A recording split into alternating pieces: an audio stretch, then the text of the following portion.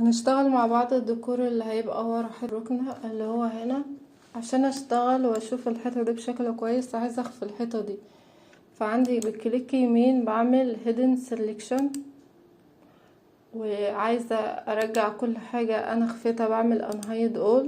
طب لو انا عايزة العنصر ده بس هو اللي يختفي، ولما احب ارجعه هو نفسه، اي حاجة خفتها ما ترجعش.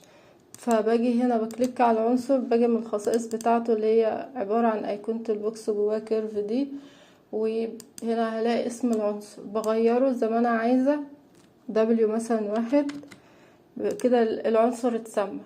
لو انا عايزة بقى انا خفيته اهو hidden selection، عايزة ارجع حاجة انا خفيتها بس حاجة معينة وانا عارفة اسمها، بعمل unhide by name، واجي هنا. هو انا عندي ده كله احنا كنا عاملينه جروب ومسميينه وول. لو جينا في القسم بتاع الجروب هنلاقي ده بواحد اللي احنا مسميينه، هنعمل unhide ظهرت لنا تاني. فاحنا الوقت هنخفي ده hidden selection، وهنيجي هنا لو انا عايزه اشتغل على الحيطه دي بس وابعد بعيد عن كل العناصر ديت، بقوم تكيه عليها. هاجي هنا هلاقي فيه رمز عندي مربع كده اسمه isolate selection، بضغط عليه كده الحيطه دي بقت معايا لوحدها. هعمل تصميم في دماغي، هعمل شرايح خشب وجزء في مكتبه ديكوريه وجزء هدهنه دهان رمان.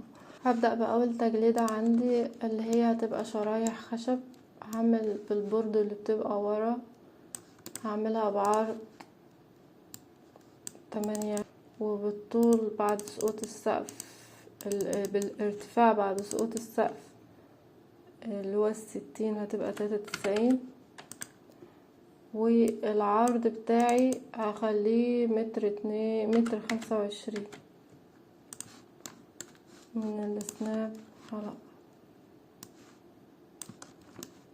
عايزة اعمل بوكس كمان بالقطاع بتاعي، خلي قطاع 1 سنتي في 1 سنتي، والارتفاع 93.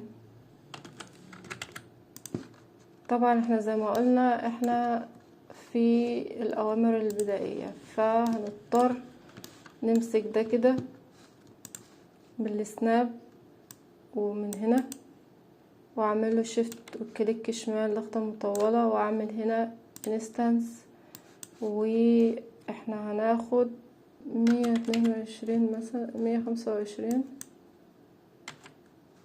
واحدة، واجي من هنا عشان اشوف التفاصيل اكتر اعمل ايدج فيسز،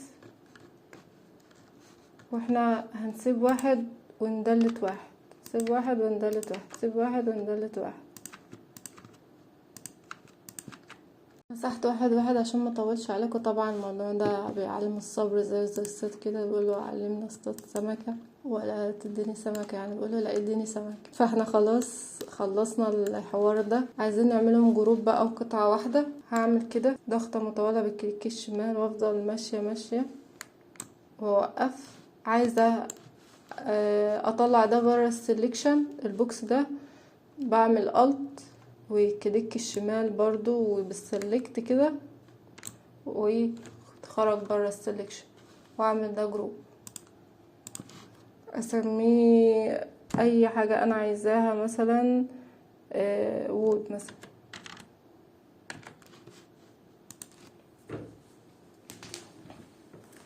طيب لو انا الحواف عندي هنا حادة عايزة اخليها سموث شوية، هو حاجة قدام بس هديكوا امر. هاجي هنا في الحتة ديت تلاقي تعريف للعنصر اللي انا اخترته، هتلاقي في قائمة اسمها موديفاير ليست، هضغط عليها كده هلاقي في حاجات بتنزل لي. هعمل حرف السي،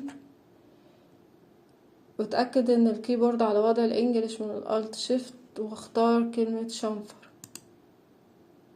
طبعا هما معمولين انستنس، اي حاجة هعدل فيها على اي عنصر هتعدل في الكل. هاجي في هنا من الاماونت طيب تحت منها اكاونت، واجي هنا اعمل له مثلا 0.02، عمل لي العنصر ليه ايدجز كده. واجي من السموث هنا مثلا اخليها 4. الامر بقى عندي مش حاد وفي سموث شوية، عايزة اكتر، اعلي دي شوية واعلي دي شوية. انا نكون واقعيين، خلي دي 2 ودي مثلا 8. وعايزة عشان اشوف الحواف بدون ايدجز واجي من هنا واعمل اتك هنا لغى السلكشن واضغط هنا اقفل الجروب بتاعي. كده خلصنا الحتة دي. امسكها واعمل شيفت واعمل انستانس واعمل بالسناب بتاعي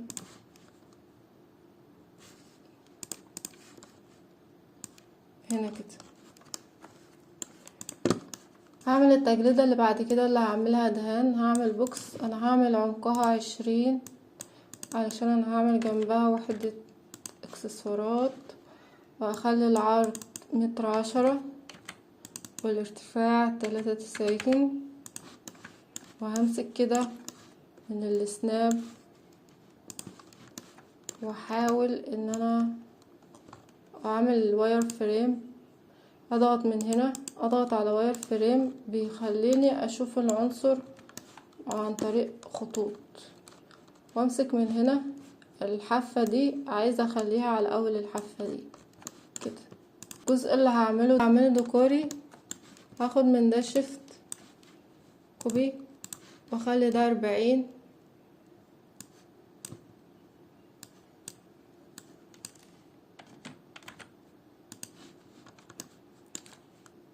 ده الحتة اللي هنعملها ديكور.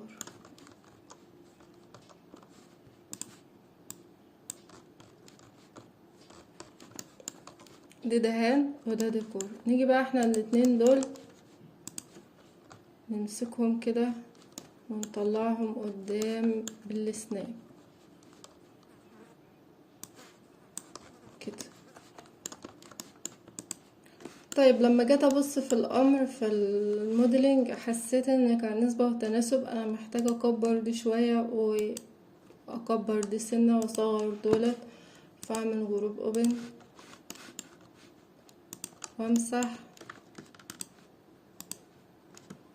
اخلي ده بدل ما هو 1.25 اخليه 1 متر. واجي من هنا احركه واعمل اجي من هنا احاول ان الدنيا تكون على بعض بالظبط. تمام. وامسح الزيادات دي.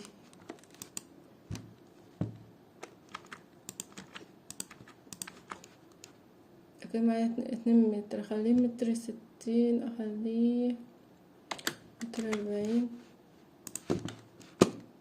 وده 60. ومن السناب كده احرك والقط ده على ده واخد ده كوبي انستنس واعمل له ميرور بحيث ان الشفة دي تبقى زي التانية هناك. خليه ميرور من هنا له ميرور. باخد بالي انه نون كلون عشان ما اعملش نسخة تانية. واجي من السناب والقط هنا كده. حاسة ان النسبة بقت احسن.